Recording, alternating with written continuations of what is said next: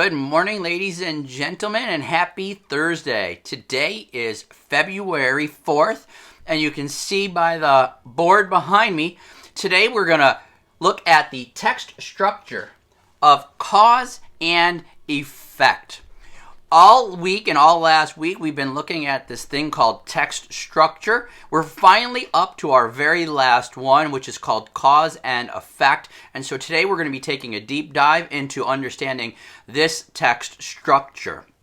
If you look at the board, you can see on the do now, as I zoom in, you should always write down the homework or the classwork. Today, we are going to be completing a new notebook page. It's going to be page 37, and just like always, you need to be sure to upload a picture. Under the homework bullet as well, I want you guys to make sure that if you've not given me your Freak the Mighty book back yet, make sure that you bring in your Freak the Mighty book. I'm going to need to collect those books because soon I'm going to be giving you our new novel, which is called Harry Potter and the Chamber of Secrets.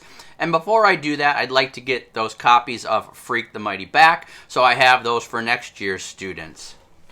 Now, you will also, once again, need two contrasting colored pencils and a yellow highlighter.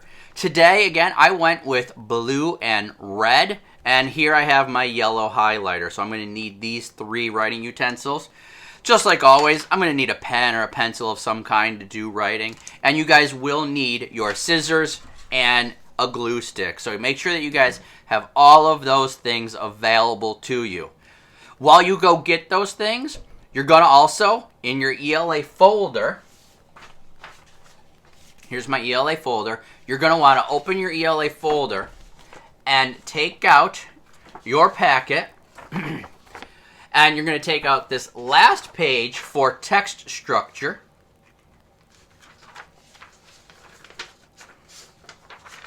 All right, because this is the page that we are going to need. Okay, and now in your packet, here you guys can still see there are several pages left. There is some text structure practice. Take the rest of the packet, put it back in your ELA folder for later. Okay, ladies and gentlemen, I will assume now that you guys have all of your materials, and if you don't, pause me now and go grab them and then come on back. All right, so today we're going to go ahead and we're going to dive into the directions, okay? We're going to get started right away. So let me scroll down in the blog. Here we have our table of contents, and if I scroll down to the bottom of it, you can see right there we are adding our page 37. This is another page about text structure, and it's going to be on cause and effect. Scroll down a little bit further, and here we have activity number 1. And again, there it is, text structure, cause, and effect. And here are the directions. So I'll be taking you through the directions today, but if you miss anything in the lesson today, you can always go back and rewatch. You can go back and check out these directions. The first thing that I want to do with you is I want you guys to open up your ELA notebooks, and we are going to be opening up to look at our text structure overview so we can take a look at the definition for the cause and effect text structure. So here I am. I'm going back to page 32 in my notebook. Now, to remind you, whenever we talk about text structure, we are talking about the way that an author organizes or puts together a text. All right, again, whether you're the author or you're the reader, this is very helpful. If you're the reader, it helps you understand what you're reading. And as you become an author and as you are writing things, whether it be for school or for other things, you now can take your knowledge of these structures and apply them to your own writing. All right, so we have already spoken and learned about the description text structure, the compare and contrast text structure, the order and sequence, problem and solution text structures. And so today we're going to look here at this very last one, which is the cause and effect text structure. Let me zoom in here, and let's look at the definition. Here's the definition for the cause and effect text structure. It says here that the author explains the causes of an event and explains the effects that follow. Okay, very similar to problem and solution. Cause and effect is very similar to this one. All right, in that the author explains the causes basically of a problem.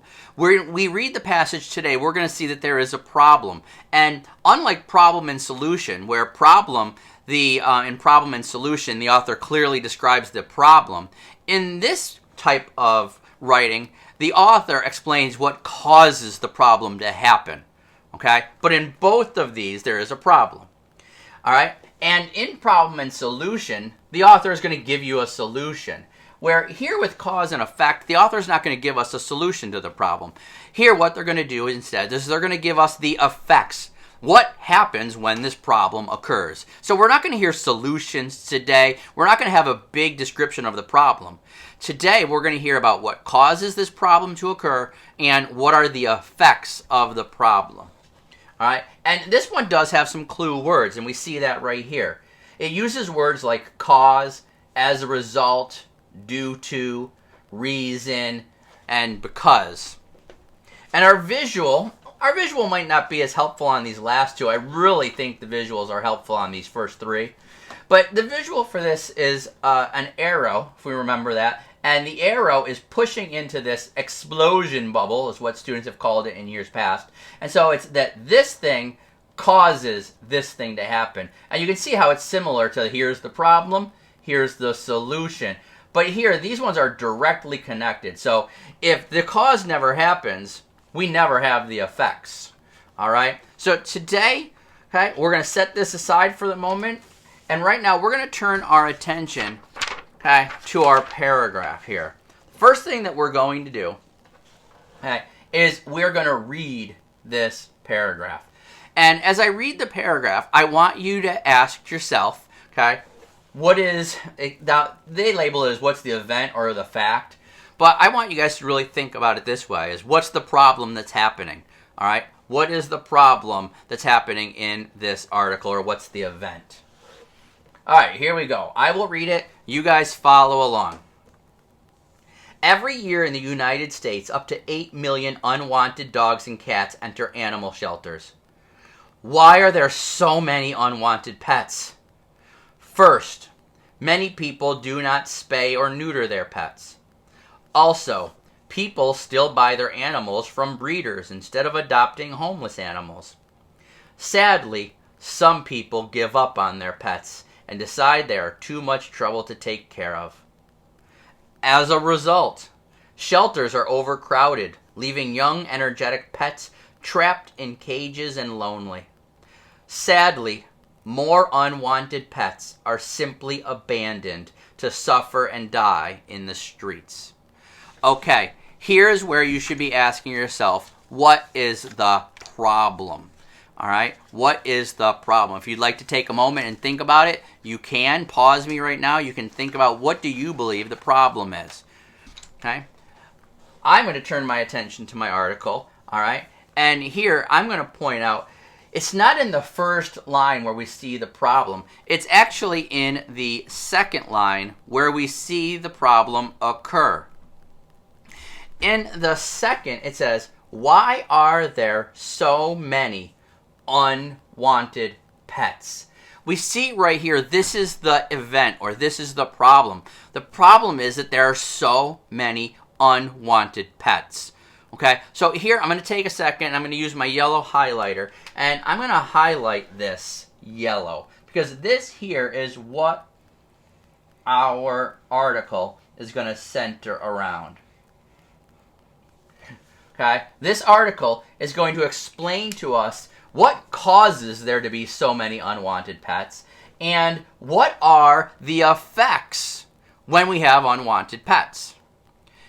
This is the point where I'm going to want you guys to take a second, and you're going to need to color code your graphic organizer. Okay, right now your graphic organizer looks like this. All right, so we're going to take a moment, and I want you guys to color code. I have one already here that's color coded that I will show you, and then when I show you yours, you can pause the video and you can take a moment to go ahead and color code your own. So here is my one that is color coded, and you can see I chose blue to represent this side here, and the arrows, those signify the causes.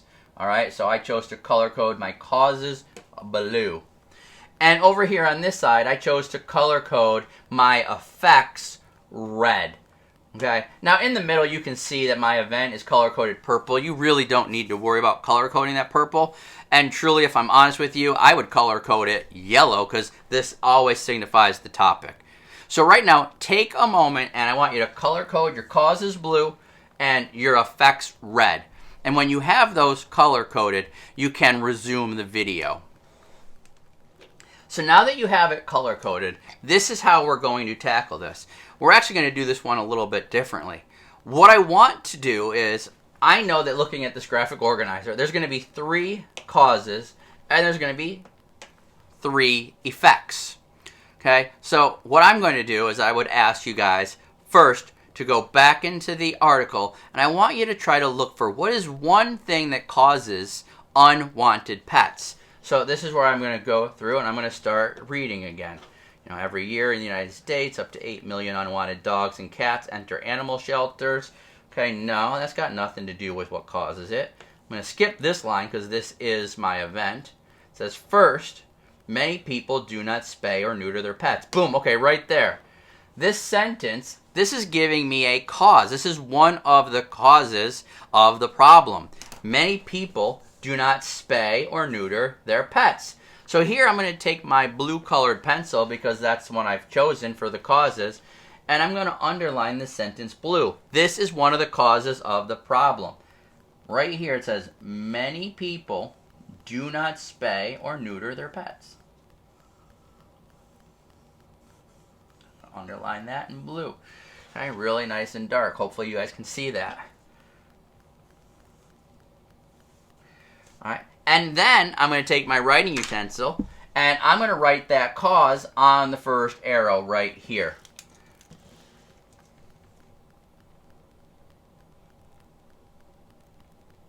Many people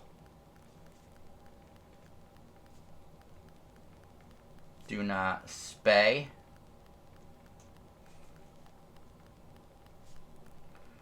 or neuter. Make sure that you're spelling everything correctly.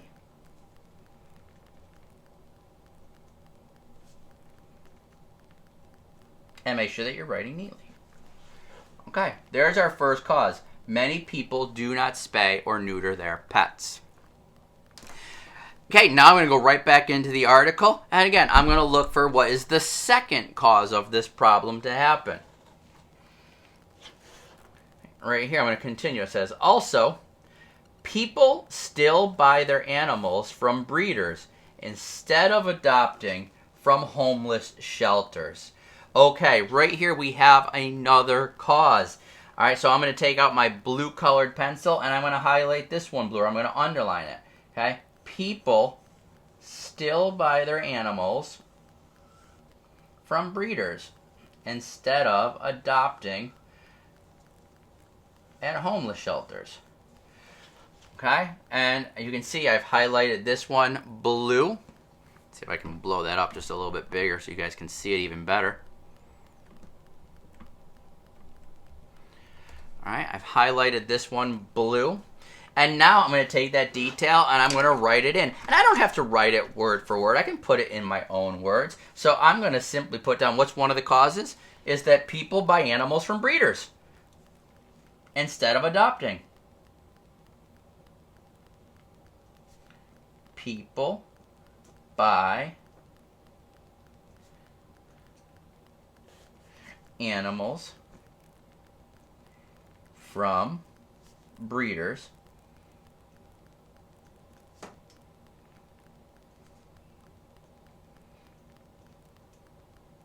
instead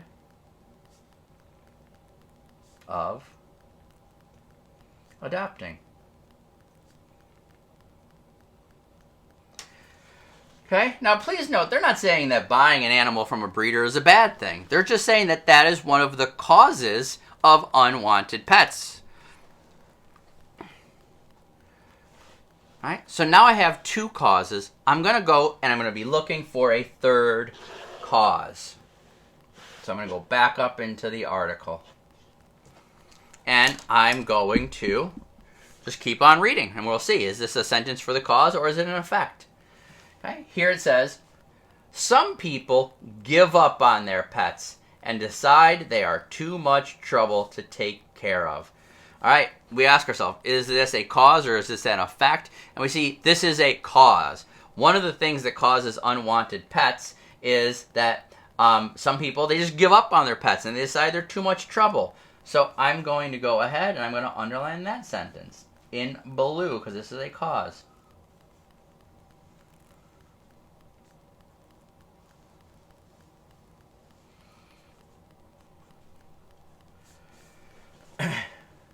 All right, and there you go. Hopefully my blue is showing up. It looks like it's a little bit light on my screen, but if you guys are following along with me, you should be okay. All right, and so there, I'm going to put that last one right in here, and so I'm going to write, what is the third cause is people give up on their pets. All right, and that's what I'm going to write. People give up on their pets. I could write and decide they're too much trouble. All right, I could go with that whole thing, but this is the cause. People give up on their pets. So now I have three causes. Many people do not spay or neuter their pets. That's the first cause. The second cause is people buy animals from breeders instead of adopting. And a third cause is that people give up on their pets. Okay, so we have that. Well, that brings us to this middle box right here, which is really where we're going to describe what is the topic or what is the problem. Okay, and so if we look back up here in the article, we remind ourselves is that why are there so many unwanted pets? So what's the problem? The problem is that there are too many unwanted pets. So that's what I'm going to put right here. And I'm actually going to label this because I don't like the labels that this diagram uses. I'm going to label this as my topic because that's the topic of the article. All right, so I'm going to label this, okay, the topic. And the topic is that there are too many unwanted pets.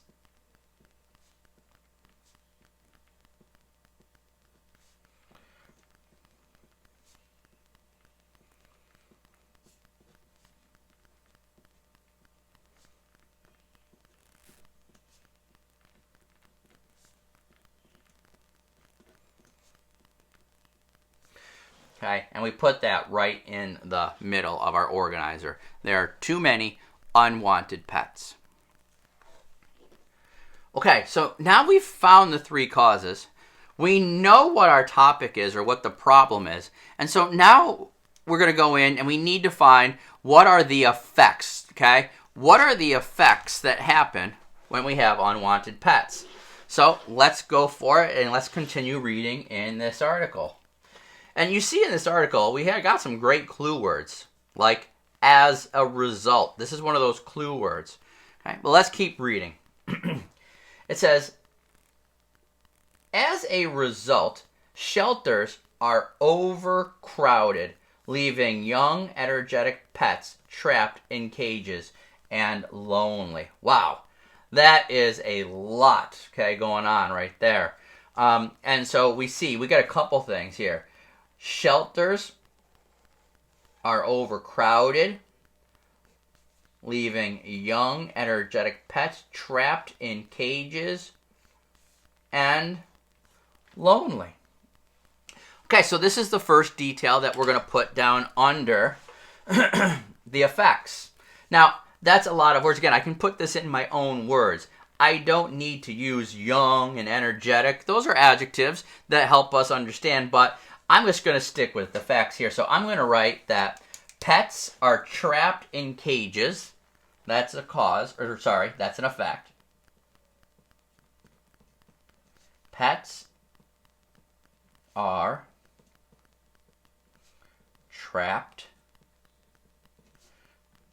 in cages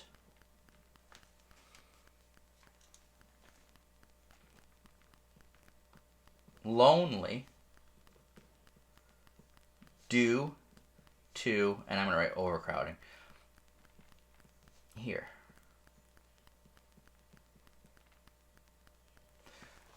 Now you can see I completely changed the words around from that sentence. The sentence read, shelters are overcrowded, leaving young, energetic pets trapped in cages and lonely. I wrote, pets are trapped in cages lonely due to overcrowding. All right. What's most important is that you have that fact written accurately. All right. All right, let's go on to the next one. What is another effect? The last sentence says, sadly, more unwanted pets are simply abandoned to suffer and die on the streets. Well, that's awful. Okay, but here's one of the effects. Pets are abandoned and they're left to die.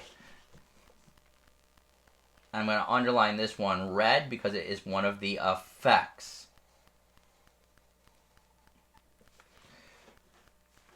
And I'm going to write this right here on my second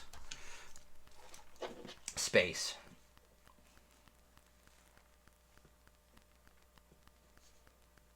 Unwanted pets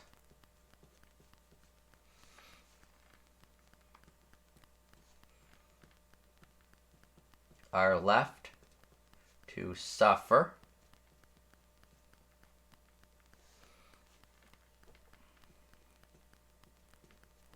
and die on the streets. Okay, so now we have 3 causes. We have 2 effects. We're at the bottom of our article. Uh-oh. We still need one more effect, though. All right. So, where is this last effect? This is where we got to go back to the beginning. And if you remember, the very first sentence in this passage reads like this. Every year in the United States, up to 8 million unwanted dogs and cats enter animal shelters. This article, or this passage, actually begins with one of the effects. They start out by giving you a shocking fact, and that shocking fact happens to be one of the effects of there being unwanted pets. This is one of the strategies that you guys learn in writing, is that when you're writing, you have to first hook in your reader. So they use a shocking fact to hook in the reader. It just so happens that that shocking fact is also an effect. So I'm going to go back up to the beginning, and I'm going to underline this sentence red. Every year in the United States, up to 8 million unwanted dogs and cats enter animal shelters. And I can say, wow, that really is a shocking fact. There's 8 million, which sounds to me like a lot. And I'm going to put that last fact right down here. 8 million unwanted pets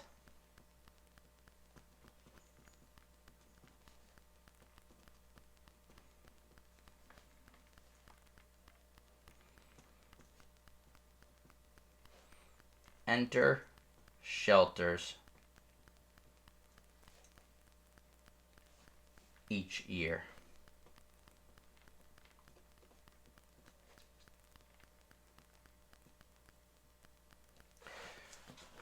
Okay, and there we go. I have my third effect.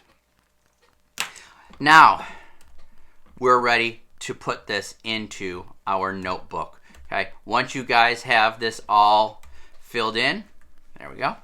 Okay, your graphic organizer is filled in. Your paragraph is all underlined.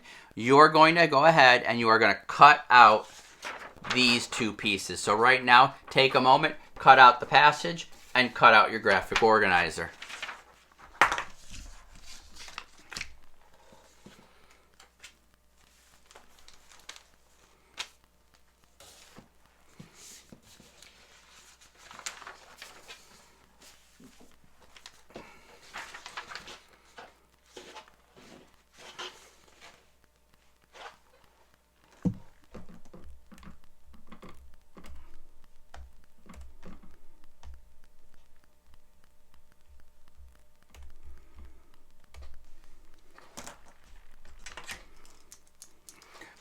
Okay, now that it's cut out, you should have your two pieces.